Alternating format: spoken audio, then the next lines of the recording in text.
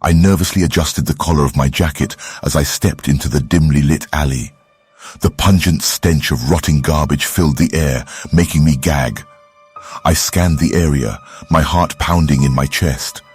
Shadows danced on the graffiti-covered walls, whispering secrets of the night. The only sound was the distant hum of traffic, a haunting lullaby that seemed to amplify the impending horror.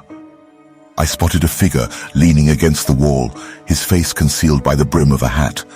My contact. I cautiously approached, my footsteps echoing ominously. As I neared, the stranger straightened up, revealing a menacing smile that sent shivers down my spine. This was no ordinary drug deal. The man produced a small vial, filled with a dark, viscous liquid that seemed to pulse with a malevolent energy. The sight of it made my stomach churn, but I couldn't turn back now. I handed him the cash, my trembling hand barely able to hold the stack of bills.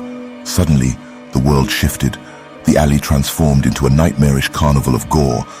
The walls oozed with blood, pooling at my feet like a crimson river. Faces emerged from the graffiti, their eyes hollow and dripping with a grotesque mixture of tears and blood.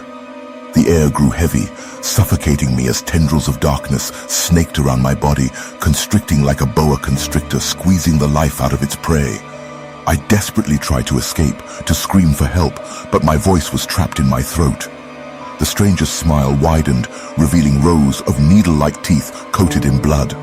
The vial in his hand cracked open, releasing a putrid, toxic gas that seared my lungs and burned my senses.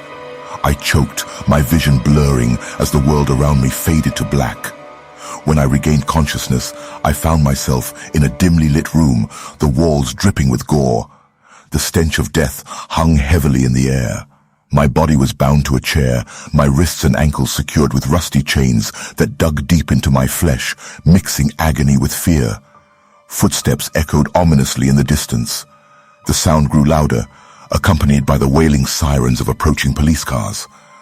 Panic gripped me as I realized the authorities had caught wind of the nightmarish horrors transpiring within these blood-soaked walls. Suddenly, the door burst open, revealing a squad of armed officers. They entered cautiously, their flashlights casting eerie shadows on the macabre scene. The stranger's smile twisted into a malicious grin as he lunged at the nearest officer,